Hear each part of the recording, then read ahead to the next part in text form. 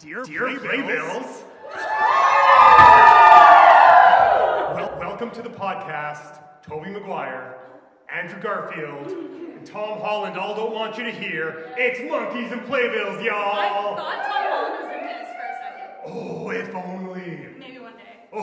That's Paul DeGurse. That's Jillian Willems. And over there is producer Daphne. Hi, I don't think y'all can see me. I'm the amazing poster. And we're here for the first ever live recording of Monkeys and Playbills, the show where we talk about Broadway musicals that had runs of 100 performances or fewer on Broadway. And what the heck happened? And today we're going to be talking about a show that had way more than 100 performances on Broadway. 10 times more. 10 times more, but is still somehow the show that we think of when we think flop. Mm-hmm, correct. What is it again, Jill? I actually would prefer not to talk about it. No, sorry. I would prefer not to be the one to say the name because I don't have the same connection to it. So I would love for you to tell our audience what we're talking about today. We're going to talk about Spider-Man Turn Off the Dark. Oh.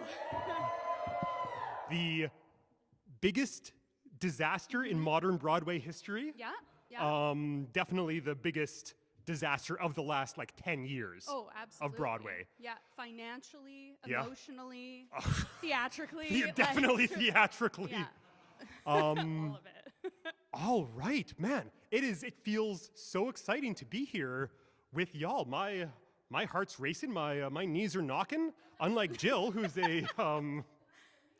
a fantastic performer, I very rarely speak in front of an audience for more than 3 minutes before I get to play music again. Yep. So this is true. I feel very exposed. So just so that you all know how we work, we banter off each other. We're hoping for a little bit of participation, which we're already getting, so thank you. Mm-hmm. We'll ask you probably to vote using your hands a little bit, maybe for a bit of, affirmation from you at times. Opinions are great. Shouted any which way. We might have to repeat some things that will get edited. It's live. I'm not editing jack shit. Don't say that. So there are times where we maybe forget somebody's name and we have to go back on the thought. Don't worry, we will continue on, but don't be alarmed if we both just pause for a second and then do the short circuit thing. Yeah. Also, a look behind the curtain. Monkeys and Playbills recordings usually take about 2 hours, sometimes even more. Yeah. We're not going to take that long. We're going to boot. We're going to be concise. Yeah, we're going to go for it. So count on that. Yes, because it's already past my bedtime. I don't know about you. Oh, absolutely. Okay, perfect. 100%. So let's just get into it. I fell asleep an hour and a half ago. Okay, here we go. All right. Spider-Man, Turn Off the Dark. Previews began at the Foxwoods Theater November 28th, 2010. It opened on June 14th, 2011, do the math, and then it closed on January 4th, 2014 after 182 previews and 1,066 performances. It did not make back its budget. Not even close. Did you see it? Have you seen it? I didn't see it. It's a great regret in my life. I know. Yeah, Phil, you totally saw it, right? Did anyone else see it? I could have. I had the opportunity. Oh, what? And instead, I went to see once in its second year. Oh. I know. And then it came here. And it was and fine. It was It's a nice musical. I cried. It was great. But Yeah. I really wish I had seen Spider-Man you instead. cried over this. For a Because different reason. after that trip, I formed a deep, deep connection with this musical. Not because... Oh, thank you. Yeah. This musical is my favorite something. It's definitely not my favorite music. It's dreadful. It's not my favorite musical. Right. Okay. But there's something about this musical that I'm so excited to talk about and dive into. Heck, let's just do it. Let's just do it. There's All so right. much to cover. So normally we're going to start with a bit of context, a bit of history, so that we can kind of get into the time and what's happening with this show specifically, because the circumstances for me are what makes this show so interesting. Oh, yeah. And concerning as well. Yeah. And again, I feel I want to apologize if this is a show that you feel really connected to, because I don't, I more just want to make sense of what happened more than have strong feelings about it. Because I don't have a relationship with Spider-Man. I feel like it should be called Spider-Boy, because I found out he was in high school when this happened, sorry, anyway, that's not what we're talking about today. What is your relationship to Spider-Man? So I love superheroes. I really, really like, and Spider-Man's like top 3 for me. I've been ride or die Spider-Man since I was a kid. Hey, Paul, Read the what's on your comics. right arm? Yeah, I've tell got- us. Well, it's a Batman tattoo. That's nothing. Yeah, that's what I thought. Yeah, but Batman's also top 3. I have a Spider-Man shirt and a Spider-Man mug that I managed to both forget tonight, but that would have been Oh, great. it's okay. So I'm deeply connected to Spider-Man. I went to see the Tobey Maguire movie, the first Spider-Man movie, in theaters when I was a kid, right around when the development of this musical started, and it was probably the greatest moment of my life up to that point. Wow, that's amazing. So I have a very yes. No, it's really good. I stand by it. So it's Spider-Man as a character. I have a very deep connection to. Wow. What about you? No, nothing. Like, absolutely nothing. Like, my lovely partner David was like, and this person is this character, and this one's this. I was like, wonderful. Like, to have someone to explain things to me, it was illuminating. Do you remember where you were when you found out that they were making a Spider-Man musical with Bono and The Edge of U2 doing the music, and Julie Taymor of The Lion King directing? Like, I'm sure I was with Ryan. Must have been. Ryan Siegel, friend of the podcast, Yep. longtime friend of ours that we talk about often. I'm almost positive we were chatting about it. Yeah. He would have brought that And up. do you remember what your opinion was at the time? Similar to now, I think. Like, Yeah. although I know a bit more now, but I think Yeah. it was the initial like, huh. And okay, I will say maybe that's changed a little bit. Sure. Because I learned that comics are theatrical in nature. So I don't think it's actually fundamentally a terrible idea. Not even close. In Okay, fact, I would great. say that the development of this musical goes a long way doing a lot of things right before it does almost everything wrong all of a sudden. Okay, so let's talk a little bit about maybe how it came to be. You've read a book about this. There's this incredible book that I used to read before I would start any theater contract called A Song of Spider-Man. So Spider-Man being put together there were 4 members of the core creative team of the first circle, the people writing it. It was Bono and The Edge from U2 as composers. Sorry. Nope, that's- Like, yeah. Yeah. He insisted on being called Mr. Edge. Mr. in- Edge. Mr. Edge, yep. No, Please, the. Mr. Edge is my father. Call me the. Yeah. So there was them. There was Julie Taymor, famed director, directed the Lion King on Broadway, which is still running, still going strong. Who came on board as like the big creative head and the co-book writer, and this guy Glenn Berger. Glenn Berger, yeah, a playwright who'd done some off-Broadway stuff, wrote this play called Under the Lintel, which is supposed to be real good. I've never read it, and ended up getting tapped to be like the wordsmith. Julie Taymor was going to kind of do the grand overarching plot, but Glenn Berger, you're the guy who's going to actually like put pen to paper. Right. Over the course of the creation of this show of several years, not every member of that team, Julie Taymor and most of her team were fired from the show. And Glenn Berger stayed on and wrote a tell-all book about it. And it's awesome, y'all. It's incredible. It's very clear that Glenn had no interest in working in large-scale musical theater again, because he really tells it all. So I'm going to be Reading it tonight. No, I'm just kidding. I would read it in front of you right now, and that would be the episode. Yeah. But instead, I reread it. I hadn't read it in a long time. I reread it, and now I've got it fresh in my head, and I'm excited to fill in the edges of our conversation with that Yes. context. So, okay. I think we should maybe start with how much it cost. Yeah, What do you think? absolutely, because it cost a lot. Does anyone have any guesses? So much is a very good guess. Ooh. Not Okay, a billion. So between those two numbers, Yeah. between $1 million and 2 No. No. How much did it cost, Jill? $75 million. Which is a lot for a Broadway musical. And still the most expensive one, I think. Yeah. And it lost $60 million. When we get to talking about the theater it was in, we'll talk a little bit about that budget, because the show cost $75 million, but that money was not on the stage, which is what just drives you up the wall if you think about it too much. We'll get there. So it starts with these two guys. It starts with these two producers named Tony Adams and David Garfinkel. They get the idea to produce this show. They get Bono and the Edge on board. Sorry, every time you say it, I'll laugh. I'm sorry, but yes. They get Julie on board. Julie gets Glenn on board, and they're off to the races.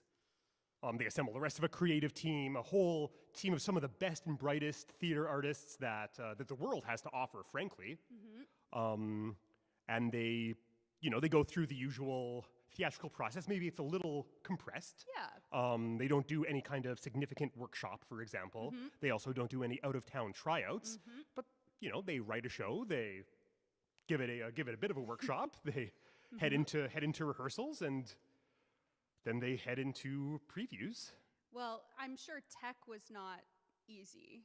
The- So there's a lot of flying. Yeah.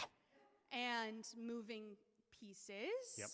And also a lot of Spider-Men. Yes. Yeah. Many men of spider variety. Spider-Man. and I cannot imagine, it must have been months of tech. What the book says is they were moving through something like 42 seconds of the show for each day of Q to Q. No. Yeah, right. Anyone who's ever done a Q to Q process, for those of you not in the who don't work in theater necessarily, is moving through each tech queue one at a time, making sure everything is safe, everything's feeling good. Usually moves pretty slow. We're talking, if it's a big old show, maybe you're moving through 15, 20 minutes of the show a night. And that's slow. That's pretty painful. That's a slow one, yeah. 42 seconds a day. Because it's like clip in, it's like the choreo of the technicians as well, right? Clip in and then fly and then people pulling and walls doing stuff. It's wild. Yeah. If you want to look at the slime tutorial, it is on the internet. Absolutely. It is on YouTube. Have a watch, because it actually is pretty cool to see that stuff. It's incredible to watch. But it just made me think about that technical process and how intense that would have been. And also makes sense as to why they would have had to have so many previews to work those things out. So they're in previews, and the show is not received well. It's received very poorly by audiences. Technically, the show's just barely holding together. I think before their first preview, they were teching the finale of the show. There's this story in the book that Glenn Berger tells of them having to make a decision about whether they were going to spend the last half an hour of teching this ending so they could do it that night, or whether they were going to say absolutely not, and Glenn was going to come out and read the end of the show. And they rolled the dice, and they teched it. Wow. And they did it, and apparently it went fine.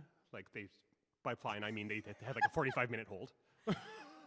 So actually, now that you mention it, my understanding is that some of the reviewers from the different news outlets were really ticked off that the previews kept going and opening night kept getting pushed, and so they came and reviewed it during previews because to spite this process, basically, which I'm not sure how I feel about, but it's that's a pretty significant breakdown in the relationship between theater creator and reviewer, where usually there's it's not a written rule but an unwritten rule of you don't review previews, you review opening night.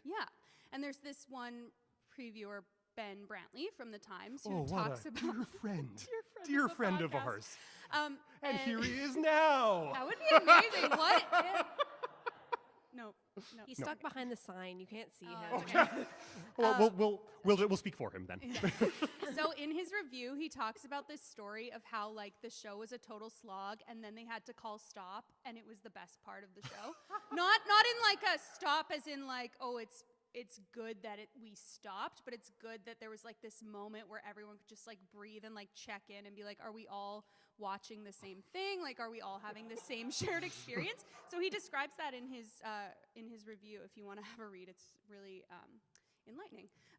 But yes, and I also heard that the production was offering $60 goodie bags to people that were willing to participate in focus groups about the show. Yeah. So you could go see the show and then fill out a form or something and then get a goodie bag. Because at this point they're trying to solve it, right? They're trying to figure out how to make this thing something that will make back their money, because they're just bleeding money every week. Eventually, they get to the point, and we'll get into this in more detail, but just to give you a quick overview, they get to the point where they fire Julie Taymor. I know. and her choreographer, Danny Ezerlo. Yep. And their, what's his name? Their musical supervisor, T. Skull? T Skull. T Skull, yeah. Fire them all, bring in some new folks to build a new Spider-Man show, to like gut the show, restructure it. They're still in previews. They don't cancel anything. So this poor cast is going in every day, doing 4 hours of rehearsal, learning a new show, then going downstairs, doing the old show every night. And clipping into a harness. And doing the old show. Like nothing's going on. Until finally they opened it. Sure did. And it was like, people thought it was fine. Yeah. A lot of people didn't like it. Yep. And then it closed. Yeah. And that's Spider-Man. Thank you for coming. Okay, right? so my favorite part about the circumstance surrounding it is the theater specifically. So when I was looking up the stats about this, I was like, what is Foxwoods Theater? Like, it doesn't ring a bell, and I'm like, not to brag, but like, I know about different You're a theater nerd. buildings You in like New the York. actual Broadway I was theaters. like, Yeah. what is Foxwoods? And so I looked it up. So it was originally the Ford Center, which was owned by Canadian theater guy, Garth Drabinsky. Not friend of the podcast. Not friend of the podcast. If you'd like to do a quick Google, you'll figure out why. Yeah. And then they changed the name in 2005 to the Hilton. Yep. And then And that's where Young Frankenstein lived there. Yes, Yep. exactly. Then right before this moved in, they changed the name to Foxwoods. And then as soon as this moved out, they changed the name again. Yeah. And I was like, oh, I see what you're doing. They're like backing away slowly Yeah. from the project. So now it's the Lyric. So actually, the reason they changed it to the Foxwoods, it was Oh a my gosh, I'm sponsorship so deal excited. because they needed to renovate the whole theater so it could live, so Spider-Man could live there. They needed to Whoa. tear up everything, and in the middle of that, the production company, Hello Entertainment, that was running it, run by David Garfinkel and Tony Adams, who at that point had died of a stroke while they were signing the Spider-Man contracts. Oh, It's terrible. It's should very, we cancel very tragic. what we're doing Yeah. right now? I feel disrespectful. They ran out of money. And so the theater was just sitting there empty. Wow. They were still paying rent on it. So this is the reason the budget kept getting bigger and bigger Got and it. bigger. But none of Okay. that money is on the stage. They're just Right. paying to hold the theater. So all of a sudden they've added like $20 million to the budget and everyone's like, let's go, most expensive show on Broadway, here we go. But it's still like a whatever, $45, $50 million show. Right. With 25 million extra dollars. Well, sure, but like, Nothing to scoff at, but still. so yeah. people going in expecting a $75 million show are Right. sorely disappointed because Yeah. that money isn't actually there. Yes. So this is a rough sketch of the circumstances that are facing Spider-Man Turn Off the Dark as they go into rehearsal. Wow. Should we do a plot synopsis? You should do a plot synopsis, and we'll do the 5-minute timer. Yes, please. And good luck and Godspeed. And Great. I'll be here to encourage you, and Great. other folks in the audience will be here to do the same. Okay, so this is a synopsis of the show as it appeared on Broadway, on opening night of Broadway. You watched the opening night? I'm not sure. I don't know. Okay. This is the show after Julie Taymor was fired. Okay. Is the point. Okay, great. So Act 1, we start on a blank stage, but then all of a sudden we see not Spider-Man, just some kid, Peter Parker. Just a guy. Just a guy. Just an average kid, not a care in the world. Someone told you he was an average guy, not a care in the world. Somebody lied. That's from the Sam Raimi Spider-Man movie, a very have good 5 movie, minutes. unlike this. Okay, here we go. So Act 1 is very typical to the Spider-Man story. We start, Peter Parker is giving a book report in front of his class about the story of Arachne, the Greek goddess who was turned into a spider for spiting the gods or something. Lots of Really good at weaving. She's- And Yeah. Athena was like, you should be a Yeah. spider. Yeah. Really, there's an incredible set piece where there's a bunch of aerial acrobatics, they're gorgeous. weaving. But then back to the classroom, class is out, Peter Parker's getting beat up. Peter Parker is a big nerd. But lucky for us, he's got Mary Jane, a girl who he loves, and she kind of likes him. I think so. She likes him. I got the impression. Yeah. So we follow them back home. We get to meet Peter's Aunt May and Uncle Ben. This is all very familiar to anyone who's ever checked out Spider-Man. So Not everyone me, but Jill. but thank you.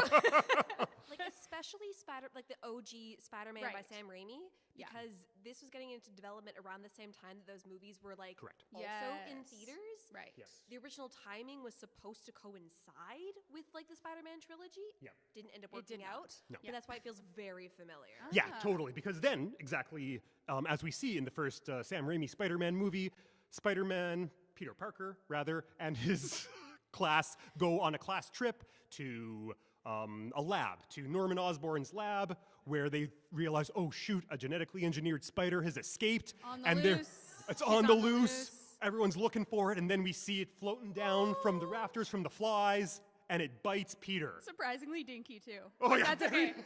Anyway, carry on. Now Peter's got spider powers, and he's bouncing off the walls. Is what the song is called. Correct. He he's also he literally beats up doing his bullies. Uh-huh. He's like, oh, this is so cool. But wait, he sees Mary Jane getting a ride with his bully.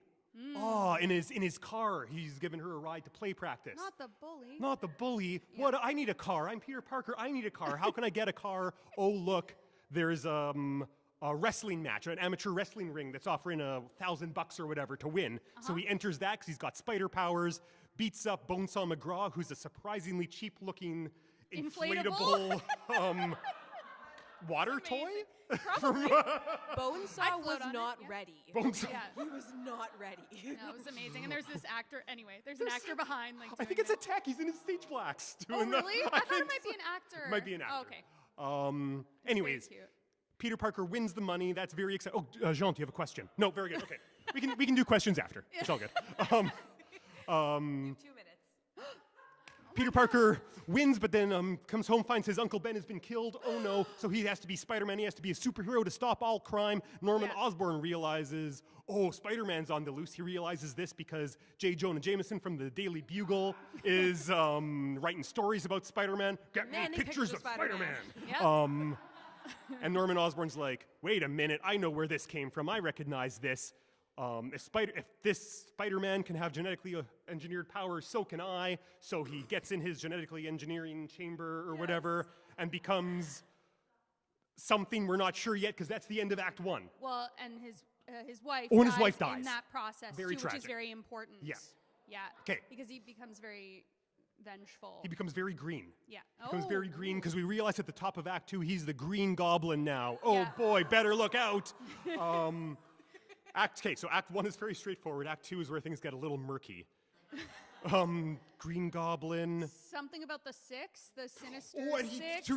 he turns his cronies, his lab partners, Yeah. into the Sinister Six, which is a supervillain team from the Marvel comics that it doesn't resemble them from the comics very much at all. What a disaster! I can see Natara clutching her hair. I agree. It's a Spider-Man very quickly deals with the Sinister Six, gets them out of the way. The Green Goblin escapes. Yeah. 30 seconds. Spider-Man goes, I don't want to be Spider-Man anymore. I just want to be Peter Parker. Mary Jane, will you marry me? Mary Jane says yes. The Green Goblin hijacks a TV. Top of the Empire State Building. Top of the Empire State Building. Plays piano. Captures Mary Jane. They fight all across the air, and then the Green Goblin falls off the building Yeah. because his Splat. foot is attached to the piano. Something like 10 that. seconds. That's the end.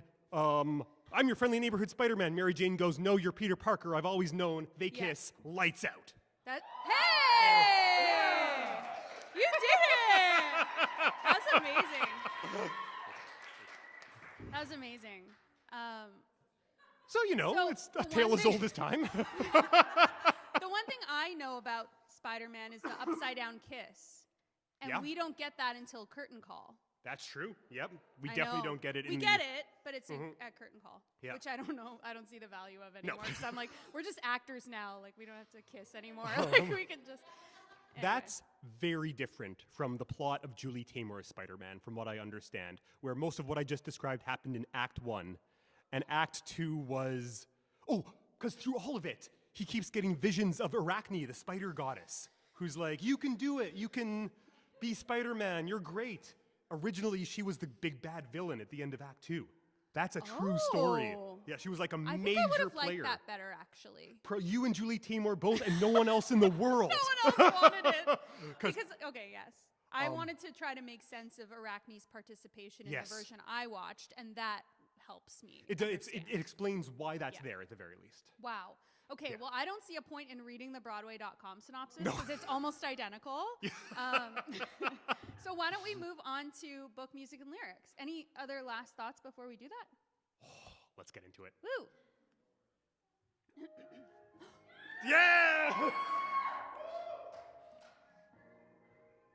It warms my heart so much to hear people cheering about the dumb things I get to edit in later. This is very sweet and makes me really happy. All right, so we know the book was by Julie Taymor, Lion King Yep. director, facilitator, I guess, is probably an Yeah. appropriate Yeah. title. Mask maker. Yeah. Yeah. Kind of all around like creative guru. Yeah. Yeah. Glenn Berger. And then later, Roberto Aguirre Sacasa, who we've talked about with American Psycho and Riverdale. And Riverdale. He's the Riverdale guy. Oh, yeah. Yeah. So I guess he was the late addition in terms He was of a very late addition. of the book writing team. He was one of the 3 people brought in as a Hail Mary to save the show. Yeah. So music and lyrics by Bono and the Edge of Yes. I was doing that because I forgot. No, I'm just great. Arrangements and orchestrations by Canadian David Campbell. Vocal arrangements by David Campbell, T. Skoll, and Kimberly Grigsby. So Kimberly Grigsby shows up on the creative team as well, I think, music director. He's the conductor, yeah. But she's probably the busiest person on this She's a team. cool conductor, Currently man. working on Camelot, the revival that's happening. Is she actually? Yeah, she's That's MDing. interesting. Because she's usually like the Rock MD. Yeah, Spring Awakening. Awakening, But also Full Charlie Monty. Brown, 99. Yeah. I thought that was absolutely. Isn't that interesting? And then additional arrangements and vocal arrangements by Don Kenny and Rory Coleman. And then music producer was Louis Zakarian. It's a lot of people. Yeah, sorry. What would a music producer do in this context? Like mixing? Because I think some of it might have been pre-recorded. Do you think it was that? Probably, possibly. I honestly couldn't tell you. That's an awful lot of titles for a Yeah. Broadway show. Yeah. He's going to come up later too. Great. Okay. Which I'm excited to unpack. Great. So, okay, let's start. Yep. This is the part where we sort of say our initial reaction to these elements. So we Yes. start with the book, music, and lyrics. Great. Okay. You go. Let's do book first. Okay. This book is bad. It's probably the biggest problem. It's Maybe. yeah. It's one of the 2 or 3 biggest problems. Are we gonna talk about all of those? It's the biggest problem in big this problems section. In this, oh. I think. Okay. Yeah. Great. I'm glad you think so. Okay. Why do you feel that way? It kind of vacillates wildly between like boring and corny. Yeah. Okay. Like at best, it's kind of just serviceable. It's serviceable getting us from one point to another, and at worst, it's kind of got like shitty, winky Broadway jokes. Yeah, like you have to say New York City in the show if Yeah. it's happening on Broadway, right? Yeah, exactly. And they say it like 25 times. Absolutely. Yeah. So that happens. Also, okay, I wonder if like this musical has a case of that thing where it's like, oh, that song should have been a scene and that scene should have been a song. 100%. Like I think that happens a lot in this show. Yeah, and I think part of the problem there is you've got Bono and the Edge, and like full disclosure, I like U2's music a lot. U2 is a I'm sure good there- band for good a people. lot of people like them. Absolutely. And are we talking about the music now? Well, Sure. it's going to happen naturally. Okay, we'll stay in a holding pattern for a second, because I think that, we'll talk about what I think of the music, but one thing that is for sure is that Bono and the Edge are rock songwriters and not musical theater songwriters. Yep. And without a partner maybe taking the cool ideas from these really talented rock musicians and kind of weaving them into something that supports a narrative, Yes. Yeah. I think they are kind of left hanging out to dry a little bit. Yeah. Combine that with the fact that right around this time, they've just released No Line on the Horizon. They're doing that big old 360 tour where they were touring all over the place. It was in IMAX theaters. You saw it? Oh. It was incredible, right? Yeah, that's what Was they were that- doing instead of writing the music for Spider-Man. Was that the album that showed up unsolicited in all of our iTunes? right? Do you Is that remember it? that? Yeah! But that wasn't. We got the unsolicited U2 album. But it wasn't that. Was it? I can't I don't know. remember. I don't know. I don't couldn't know. tell you. Anyway, but I think you're right. I So think you're you've onto got that. Yeah. so you've got this musical, and it's got the music. Okay, let's do it now. Do you have the stuff, You didn't send me any stuff. or do you have the soundtrack called up? Yes. Okay. I do. So I think that a lot of this music is good. And I think that some of the initial ideas for this Yeah. are like right on, straight down the middle, great choice for a Spider-Man musical. Okay. Yeah. There's a lot of electric guitar. There's a lot of electric guitar. Okay.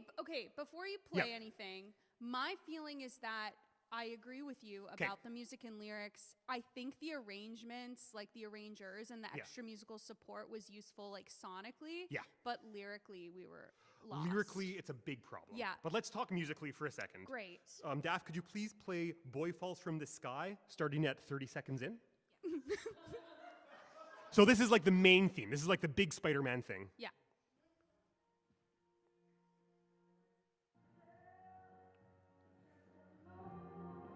So it's like Peter Parker singing about how many emotions he has, which is like Angsty teen bop. angsty teen. This is very straight down the middle stuff.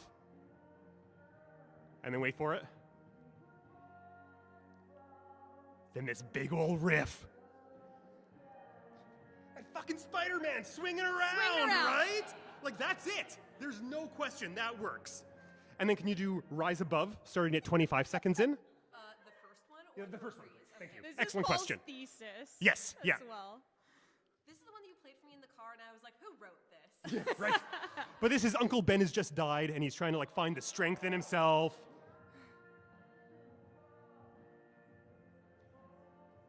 It's not the same song?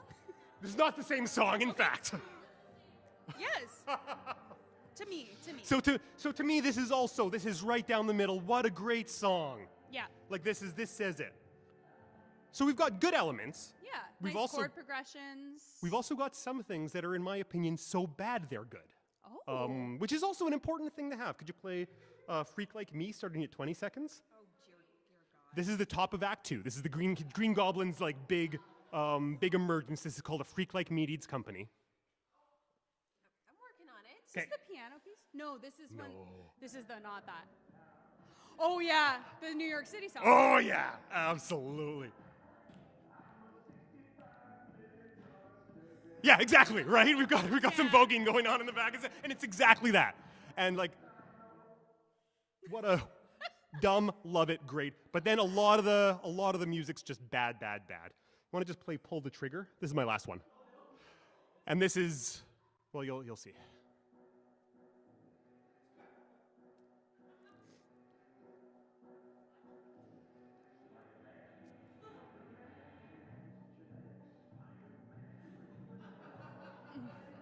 Lin-Manuel could never. Exactly. And they Like, just kind of half rap the whole thing.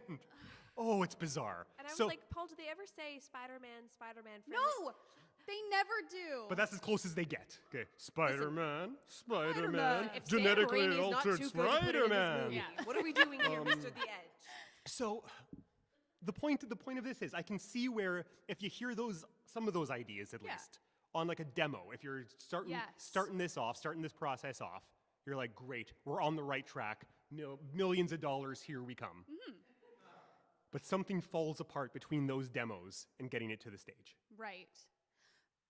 Do you think it's the collective though? Like I wonder, like all things in combination. Yeah.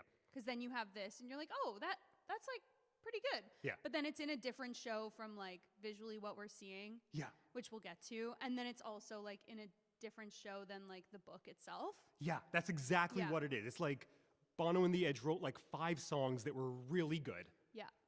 and then took a bunch of time off and then wrote like 10 songs that are really bad. I mean, they don't. They don't need the money. No, They they don't do need not. the fame. They're good. They're good. Right? Okay. Do you have any other things you want to say? Just that the lyrics of all the songs, including the ones that are good, don't really serve anything. They don't move anything forward. Yeah. They're rock songs. They're all internal, but there's no external dramatic forward motion going on in these songs. Mm-hmm.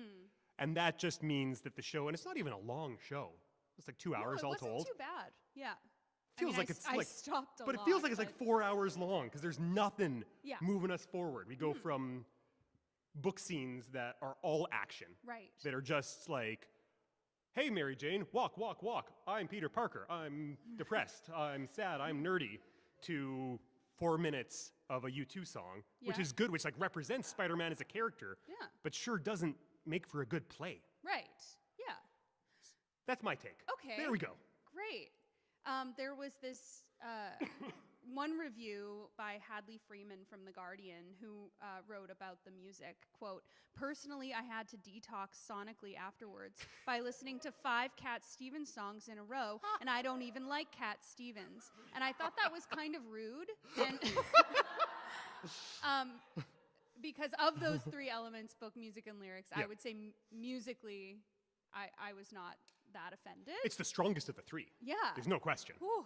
Yeah. Okay, so we're going to move into our rating, Yep. which is where we're going to ask you for hands. Yeah, we're going out of 10. Okay, so we go out of 10 playbills. Yeah. How many monkeys do you give this? Okay, should we do this separately? This is my question. I think that we should do the book separately with the music and lyrics together. Great, let's start with book. So out of Yeah. 10 playbills, how many monkeys do you give this book? Ready, everybody? We have some zeros. We got 3s, we got 4s, Threes, we fours, got 2 twos. fists, which means Yeah. double 0. Absolutely. And this is having not probably most of you heard it at all, but I encourage you to do so. Okay. But what about the music and the lyrics? I'm just kidding. Okay, ready, everybody? Out of 10 playbills, how many monkeys? Here we go. Whoa. Okay. I'm going 6. I'm gonna go 6. Yeah, this feels right. Yeah, all right. We had some context. We were able to deliver some context. I've maybe sold some people on some of this music. Maybe me Great. a little bit Yeah. more too. I'm like, oh, that's not so bad. Amazing. Let's get into the direction and choreo, shall we? All right, let's do it. Okay, so original direction by Julie Taymor. Yes. Yep. Musical director Kimberly Grigsby. Legend. Choreography and aerial choreography by Daniel Ezralo. Yep. And then additional choreography by Chase Brock. Oh, yeah. And then, of course, a million assistants and associates. So please visit ibdb.com to see a full list of everybody. You're missing one important person on that thank list. I you. believe he's listed as a creative consultant. Oh, Maybe he's not even in the credits. His name's Phil No. McKinley. nope. He And was nowhere he's to the be person found. who took over the direction of the show after Julie Taymor Thank was fired. you. A very important player in all of this. Phil McKinley, who I think his biggest credit before this was like Boy from Oz. Oh, okay. Which is With cool, Hugh which is- Jackman. yeah, yeah. And circuses. Okay. Like he that- would direct that tracks. circuses. Yeah, right? Yeah. Like not a terrible decision. Yeah, but this from is what a I circus. understand, the exact opposite of Julie Taymor. Where Taymor, Taymor like in style. in style, Okay. in approach to their work, where Taymor is organic, Taymor Mm-hmm.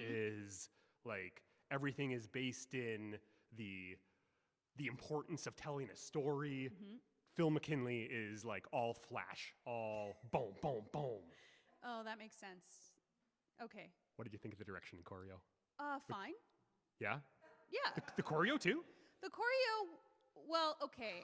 I love like 80s movement. Yeah, okay. And good. this choreography lived deeply in the 80s. Oh, yeah. Even though the show didn't live at any particular time period, there Nope. were like cell phones and typewriters and like 50s suits, but also Like reporters with big hats with press passes Yeah, in them. but and like- yeah. still more cell phones. Like Yeah. I just couldn't, I couldn't place us, but the choreo was very clearly 80s Yeah. and very aerobic and athletic, which Yeah. I love. Yeah. And I also really liked the moment where Peter Parker was singing what I believe was the 11 o'clock number, although there were like 10 of those. But he was singing it, and there were a bunch of slow motion Spider-Men dancing behind. Yes. I actually love that. I cannot help myself. There's something about like 8 guys in tights doing this.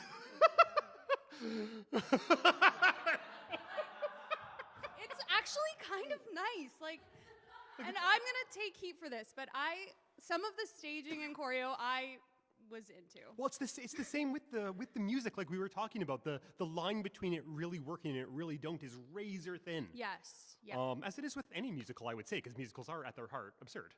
Oh, 100%. I hated the choreography. I knew you hated, would. Hated, I knew you would. hated it. Yeah. It was in my opinion, distracting. It didn't serve the story. At one point, they're all singing in the lab. This is like when the high school students are are visiting the lab, and they're just they're going to town. I'm like, why are all the high school students dancing so much? Well, Norman Osborn. They love a field trip. And they love we love field trips. And they're passionate about the science work that They Norman love Osborn is science. doing, and it made no sense, and it made me frustrated and upset and kind of tired. Sometimes I wish we could. So Paul and I generally don't talk to each other very much during our research because we like to come in fresh. And we also then don't get an opportunity to share in the experience of watching these together. So I love imagining what that would be like. Okay. What about the direction, though? Well, there wasn't much. No. It's almost like they fired the director, like halfway through previews. Yeah, it was like the movement was great, and then they would be like, oh, ensemble, just like come over here and stand over there and interact with people around you. Like it was very loose, also because the scenes went by pretty quick, so there wasn't much sort of like staging to be done. I think most of it was probably handled from a movement perspective.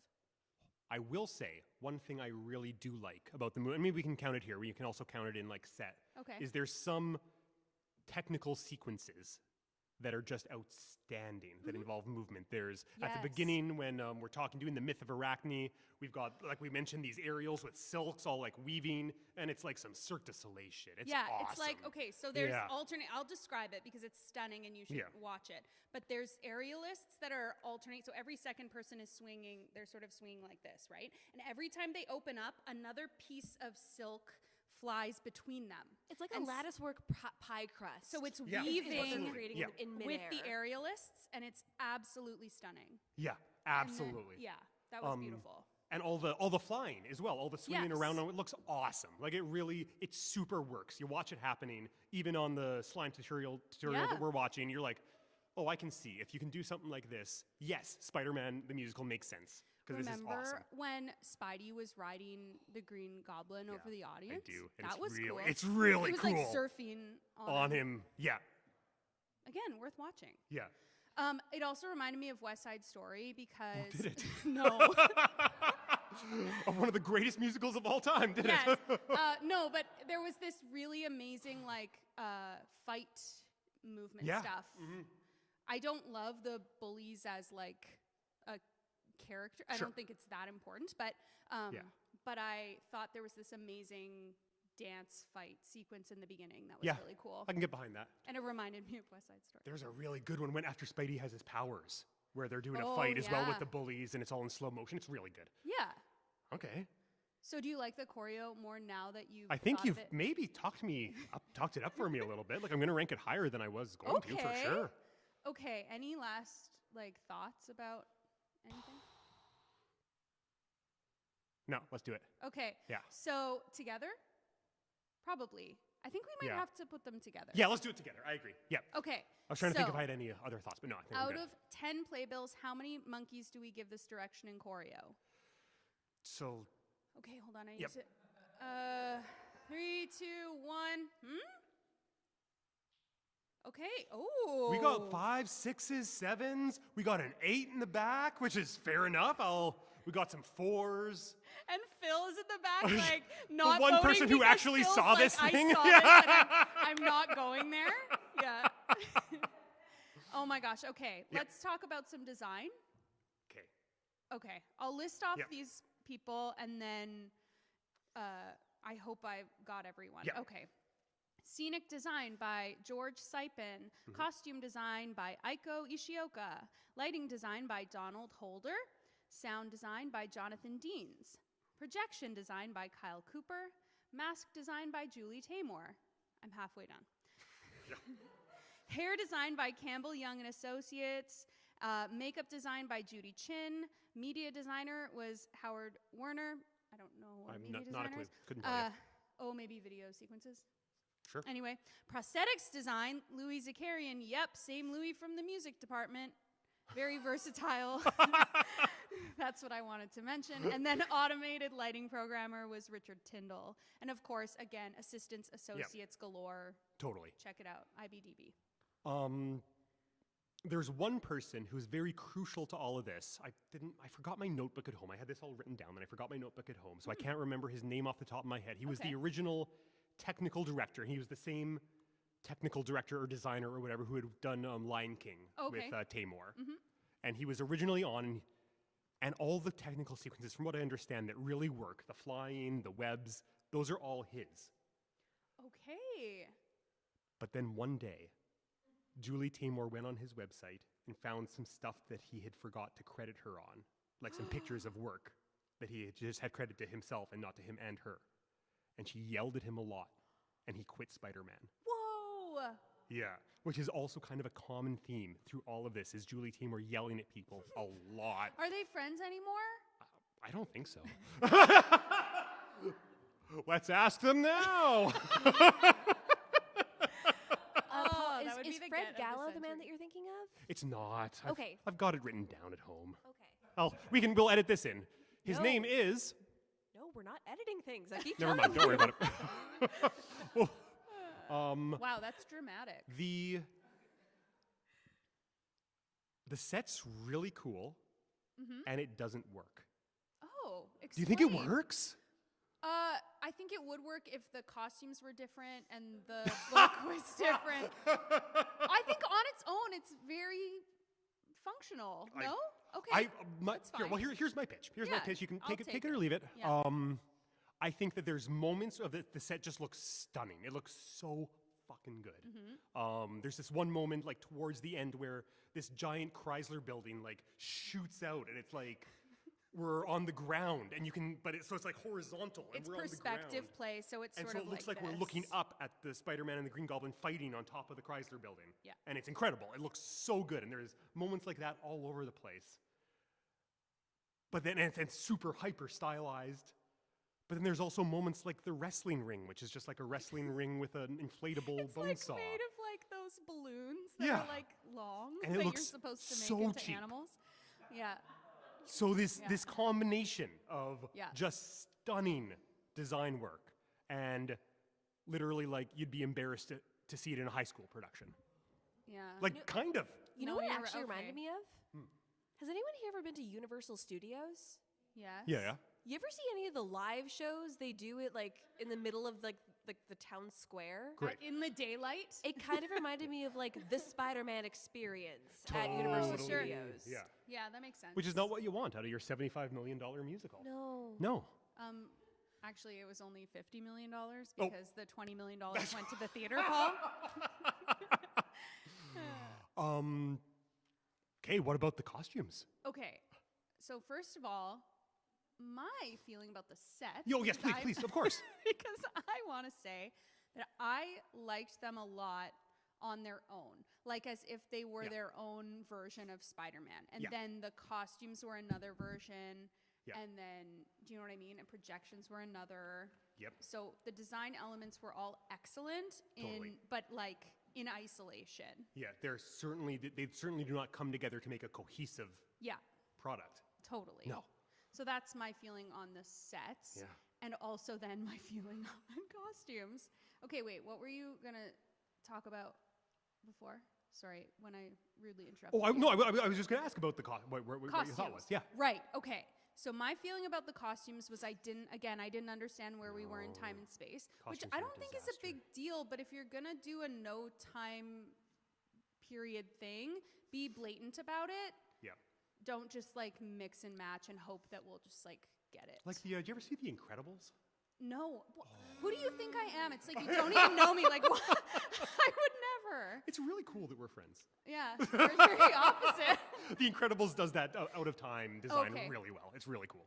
What can you give me an example that you can like of The the Incredibles? Incredibles design? It has What's like the a movie? very like 1950s, 1940s aesthetic, but Right. then like there's all this technology, but it kind of feels like the 1950s version of the future. Oh, okay. Yeah. If, Right. if that makes okay. sense. Yeah, yeah, Like yeah, yeah. when they were That's- thinking about yeah. things like cell Mm-hmm. phones, they still had this very 1960s perception of what a cell phone would look like. Got it. Jetson style. Exactly, Yeah, like the exactly. Jetsons. Yeah, and it's like Turn Off the Dark's Yes. going for the same thing, and man, it doesn't work. Okay. Oh, it doesn't work. Right. Do you have additional thoughts? Did you like that guy's blazer, the yelling news guy? What's his name? J. Jonah Jameson. That guy. Oh, love that guy. Love everything about that guy. I liked Get me his- pictures of Spider-Man. I want his blazer. It was nice. I think they used it in Beetlejuice after. And then there's also all this prosthetic costume design. Like the Green Yes. Goblin's all prosthetics. He's got his Sinister Six, who are all like a mix Okay. of inflatable puppets. And you didn't like those? No, I thought they looked terrible. I liked Oh, them. no. I liked them all. I don't know what They it look was. horrendous. Okay. The lizard he's a guy, and then a balloon lizard comes out of you. Look it up. This is very liked well it. documented on YouTube. They did like a Good Morning America type thing. I thought it's it worth was a watch. nice. I Great. liked it personally, Fantastic. but that's okay. We can have different feelings on it. Okay. Arachne. Oh, yeah. Doesn't make sense to me. I keep forgetting that Arachne exists. I know. Yeah. So I didn't get there was like a headpiece I didn't understand. she's- And and then when she's transformed into the spider, initially she's doing this with her hands, and then she comes on later and she's got like legs, and I don't know. The And whole it kind of thing was feels like she weird to can't me. really move. She just kind of Yeah. flies around the stage, trapped in this spider shell. But the version I saw was Katrina Lenk, so at least she made it really Oh. good.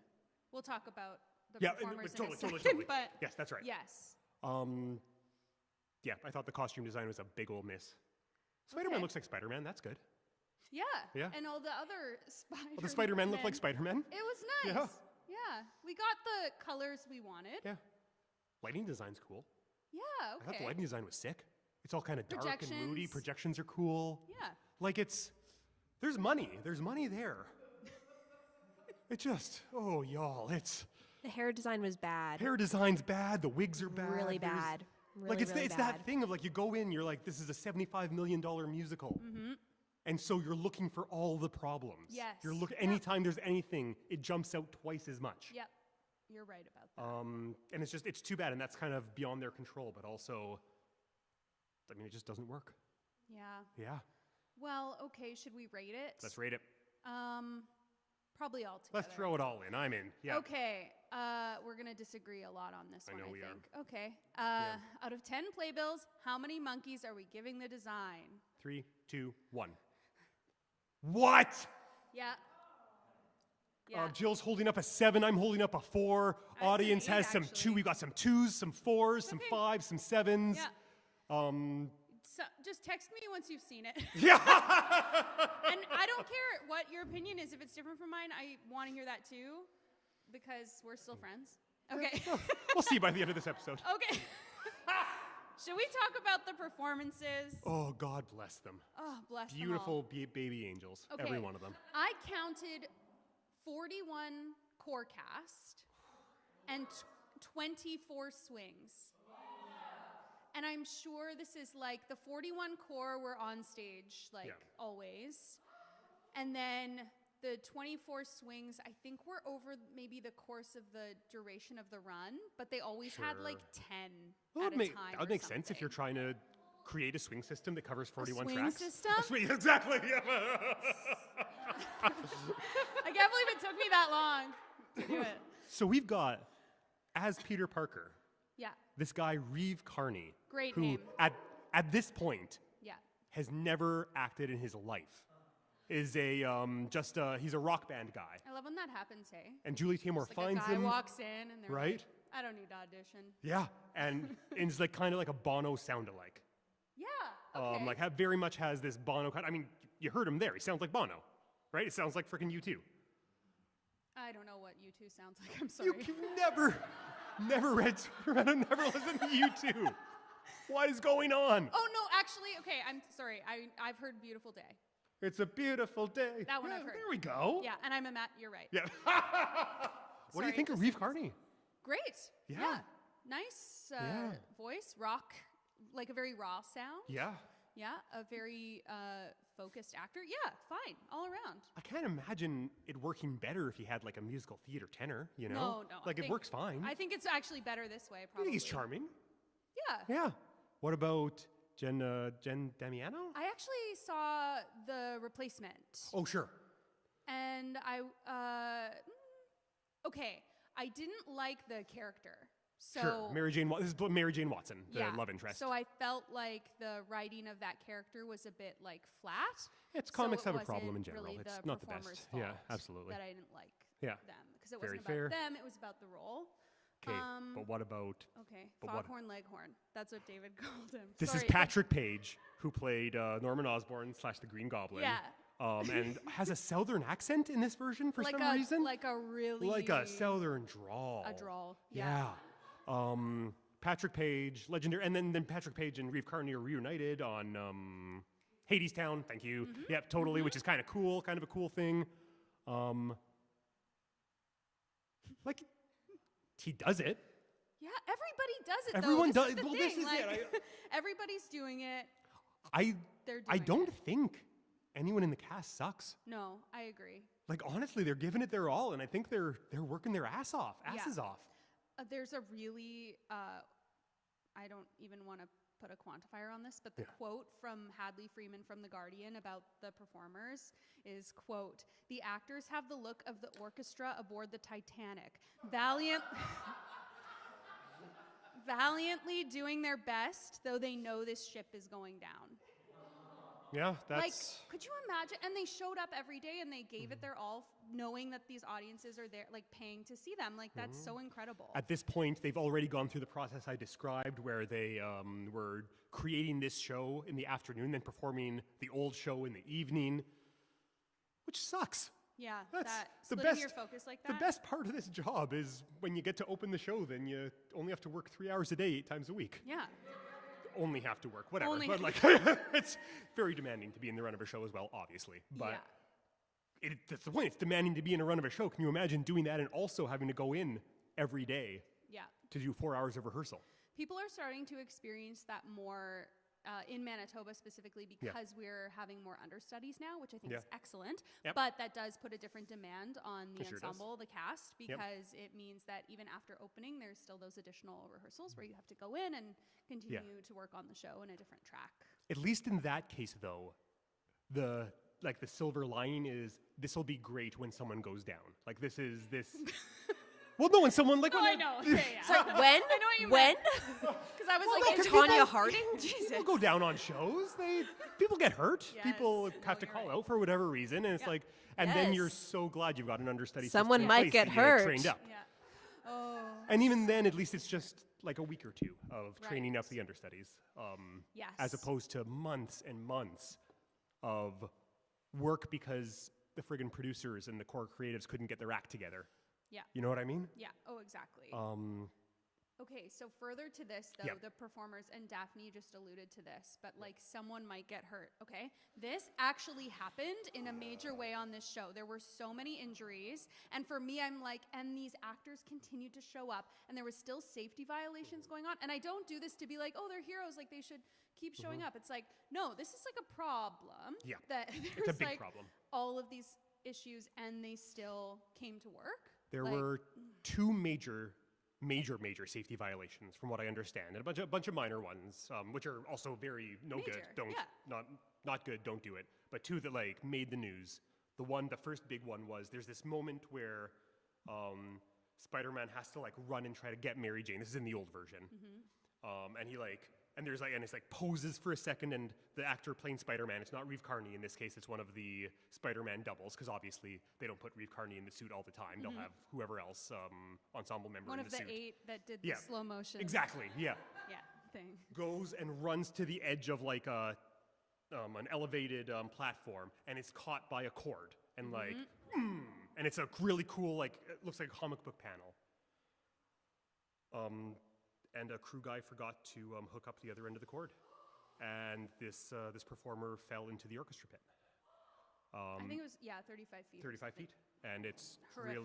really horrific. It's very bad. You can find footage of it online, and it's I in front of a haven't live watched it, and I audience. won't be Yeah, don't watching it. don't. There's no need to if you don't Yeah. want to. Obviously, this is in front of a live audience. And he was out for months. Then he came back to the show. Okay, that I didn't know. He did, yeah. Incredible. Wow. So that was one, and then the second was after they were open. And this one's even worse. A dancer got caught in some hydraulics. Oh, I didn't know as something that was going. It one. wasn't as well publicized. Oh, no. And it like really hurt his foot, and he doesn't dance anymore. That's so Yeah. horrible. So really, it's worth noting because fuck that. Yeah, Fuck actually. that. It's yeah. never worth it. It's a Yeah. freaking theater show. Yeah. And I love theater. It's my life. I love it more than anything. And you love superheroes. And I love superheroes. And I love my friends not getting hurt at work Yes. most of all. Correct. Correct. Yeah. I'm not sure if there's any point to be drawn there. If there is, I Yeah. don't have anything especially grand to say other than that sucks. And Yeah. the producers should feel ashamed, and I'm kind of disappointed that they didn't just at least pull the plug for a while right there and Yep. examine it. You know what I mean? It's a sign of maybe something really unhealthy in the way we're producing large-scale theater Yep. in our industry. Yep. Let's rate the cast. Okay. Well, we have to. Okay. Yeah. We're going to rate the cast. Here, okay. Out of 10 playbills, Yeah. how many monkeys do we give this cast? Yeah, like 9, 10. Absolutely. I'm giving toes. We got big numbers. We got 8 on the Right. low end, 10s across the board. This cast works Yes. their ass off Yeah. in a show that is at best convoluted and doesn't make much sense, and at worst is actually hurting them, Yes. which should never be something you have to do at any job, much No. less Broadway theater. Exactly. All right? Okay. 'Kay. So we have a couple more things left Yep. to do. And this one is the Tony game. All right. Okay. So I'll give a little bit of info, and then I'm going to see if anyone wants to guess the Tony Award shows that were at kind of the same time. Yep. Okay. So welcome to the 66th Annual Tony Awards, hosted by, any guesses? What year is this, please? Hey, Great bingo! This is after they they were planning on being eligible the year before, missed eligibility. Correct. They missed eligibility Yeah. for the 65th Tonys because previews. It So- is. And this is around the time we're watching these together. Yes, I feel like we I were remember together we were together for this, right? Yeah, totally. Yeah. Yeah. So it's June 10th, 2012, and I actually wrote, I have a memory of Yes. watching this with you at Ryan. Yeah, absolutely, 100%. Yeah. Okay, so that year there were 8 original musicals. That's a lot. Okay, and we've covered 4 now. This is number 4, and we are going to be able to cover 5. Okay, so think back on some of the shows we've talked about. If there's anything that comes to mind 2012, from what's going on 2012, in Best Original 2011, Musical? 2012. Tuck Everlasting? No. Dang it. No. Disaster Zone. No. No, good guess. No. You're in the right time period, but like not quite. Yeah. You're what no. No, good guess though. Yes. I think. American Oh wait, no, Psycho. wait. Nope. That was the next year. Sorry. Nope. Okay, so Looking what's up our in own place? episodes of this frickin' so show. there's one with Raoul. Yes, Bonnie and Clyde is one. Is one of the best musical noms? I don't think so. Hold Okay, on. sure. But it's one of the ones we've covered that was also in this eligibility year. Yeah, I don't think any of the ones we've covered were nominated for best musical. Wow. I don't think. Wow. Okay. Because also, Spider-Man was all but shut out. It got virtually no nominations. Oh, we have covered one nom. One nom, okay. Yeah. Okay, so that one is the Steve Martin movie. Oh, we've covered, no, the Leap of Faith. Leap of This is Faith. the Leap of Faith year. 'Kay. So this is also, can I just do it? Yeah. Is this also Once? Yes. And Newsies? Yeah. And Pippin is Best Revival? No. Not yet. 'Kay. No, not yet. That was the next That's year. next year. You never remember this musical, and if I say Matthew Broderick and Kelly Oh, O'Hara. the Gershwin thing. The Gershwin thing. Nice work if you can get it. Yay! Yeah, totally. Yeah. Okay, so Yeah. so those were the 4 that were nominated for Best Musical. So Once, Leap of Faith, Newsies, and Nice Work. Yep. Do we all know who won that year? That year, Once won. Once Totally. won. Absolutely. Not once, but 8 times. And it's kind of this funny thing where, because Once is like the most, maybe people have seen it, I'm sure people have seen it, the most stripped down, Yep. like no technical elements, just a bunch of, not even an orchestra, just the It's actors so are playing. stripped down that they make their actors also play. So just like the polar opposite of Spider-Man in every respect. Yes. We also, okay, so then the other shows that we covered Yep. from that time are. Scrolling down so much. Oh, there it is. Thank you so Yeah. much. Okay, so we've covered Bonnie and Clyde, and then Ghost, the musical, was that Ghost year. is that year. Yeah, and then Spidey, and then also Lysistrata Jones, which we will eventually cover, or we could eventually cover, TBD if we will. That show's a disaster. Yeah. So that's the other ones. And then also running at that time were a bunch of revivals. We had like tons of really good ones. This person was in this revival and won her, I don't know, 99th Tony Award. Like, does anyone know who has a lot of No. No. Good guess, though. Repeat the question one more time, please. Okay, so there was a revival. Sorry, what was it? Yes. Yeah. So Audra McDonald won. Audra McDonald won her. It was probably her 7th that year. Oh, I remember. Incredible. That was stunning. Yeah. Oh, so good. Oh, yeah. But there was that revival. There was 2 Andrew Lloyd Webber shows that were revived that year. Not Cats. Ricky Martin, for example, was in one. What was it? That's Ida. Yes. Yep, totally. Ida. And then the other one was the Stratford transfer. Stratford JCS. Yes. Yeah. Oh, with a so bunch the of Stratford friends, a Festival bunch did of a buds in production that. of Jesus Christ Superstar, and it got picked up and got taken to And Broadway. lived on Broadway for a while. A favorite Sondheim, Follies. Yes. With totally. all the best. And then a bunch of amazing plays. Like, this year was incredibly full of, like, new work. Oh, do you remember those Tonys? And it was really, there was a bunch of incredible performances, and that's where Raul Esparza leaves it all on the stage with... Just kidding. But then Spider-Man does this weird... does the love duet from Act 2. Like, if you and I sat on this table, that would be what And they did. and saying, the song's called If the World Should End, It's Fine. Yeah. And you're like, let's see some Spider-Man. But it's almost like they didn't get the noms, and they were like, fuck it, we're done. Yeah, let's we're just not wrap flying. it up. Yeah. We're not flying. So... Well, this is it. They would have to rearrange the whole theater, exactly, to get them the friggin' fly. So, Spidey was nominated for 2 Tonys. Yep. Okay. Do you know what they were? Any guesses on what the categories were? Yeah, Okay, they're both correct. below the line. That's the both word I was looking for the other day, below the line categories. Oh, Yeah. thank you. Okay. Yeah. Below the line. Yeah.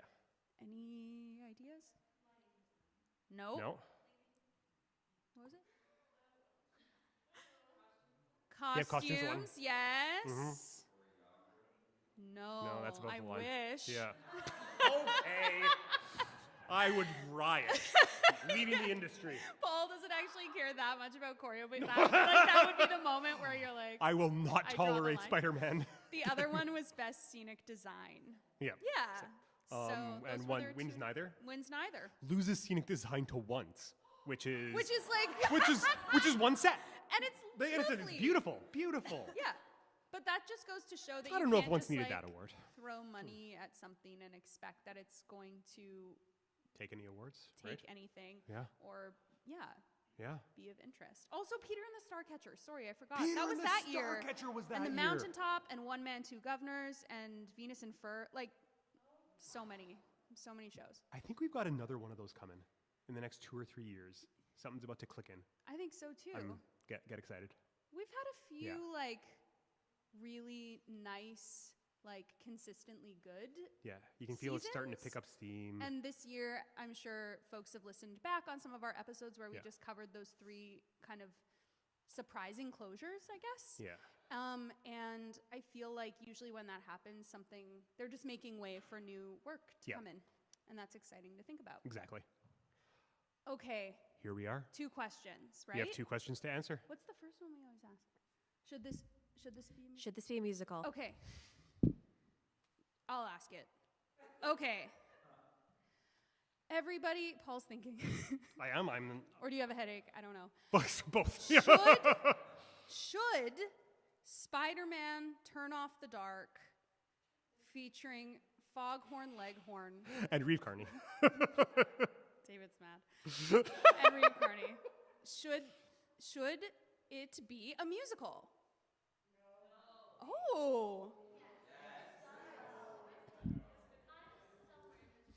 Okay. Yes.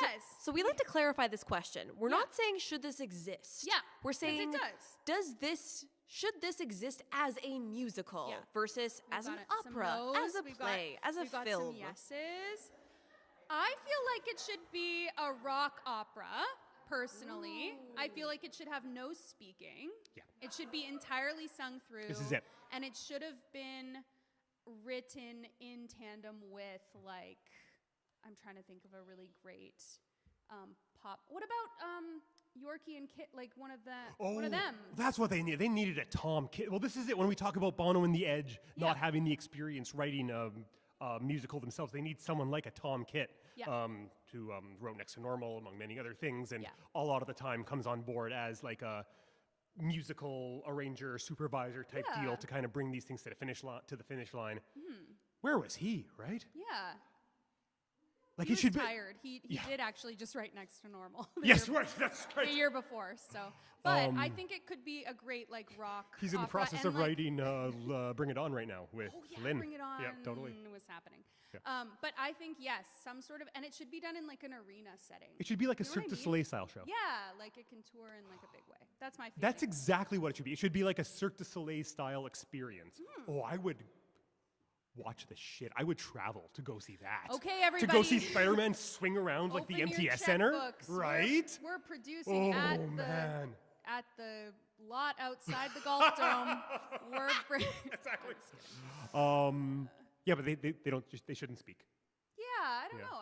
I'm fine if they want to keep singing. Yeah, absolutely. Yeah. But no, I don't think it should be a Broadway style narrative Yeah. musical. I think that's Yeah. my feeling as well.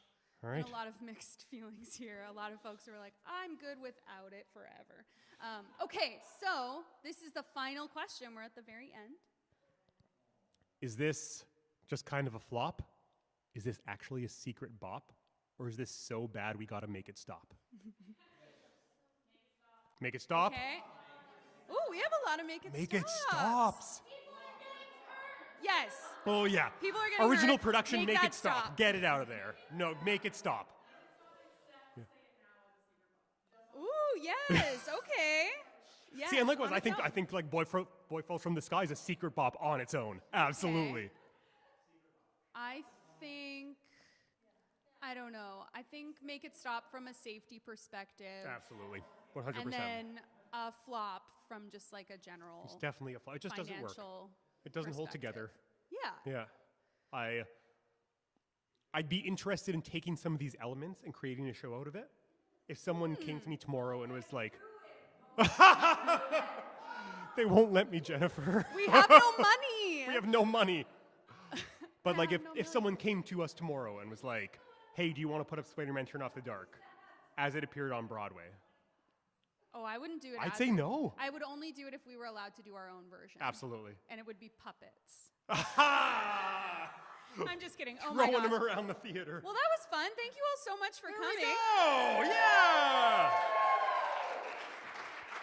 We forgot to mention it at the start, but this season of Monkeys and Playbills is made possible, A, by the Crescent Arts Centre, where we're recording this right now. Yes! And B, by the Canada Council for the Arts, through a wonderful one-year Digital Now grant that we would love for them to continue for multiple years. They're not. Everyone write to your Canada Council. Thank I don't you, know. Daddy Canada Thank you, Daddy Canada Council, for your money. This was part of a larger festival that Yeah. has one more performance tomorrow evening. If you have not yet seen Reconnection, please join It's us really tomorrow good. at You should definitely 7:30 come see it p.m. tomorrow. at It's the Crescent really, Arts it's just Centre. outstanding. And you should also come. The Village Conservatory has other events going on. Not this Tuesday, but the following Tuesday. We're having our monthly musical theater open mic night, a lot of night music at the CCFM. We're going to have auditions for our 2023-24 intensive in June. So stay tuned to social media for information on that. And most importantly, thank you to all of you for listening. Yeah. It's weird podcasting because we sit in one of our living rooms and we record this, and we have no idea who hears it. The state of podcasting in Canada is such that it just goes out into the ether. So to sit Yeah. here and see some really wonderful friends, just the coolest people, enjoying this and interested in talking about this with us. Well, it feels really nice. Yeah. Yeah. So we'll do more of this. I can't wait. What are we doing next? Should we do Something. something? Okay. Join us next time when we talk about. Another cool musical that we will discuss later. And you'll just fill it in, yeah?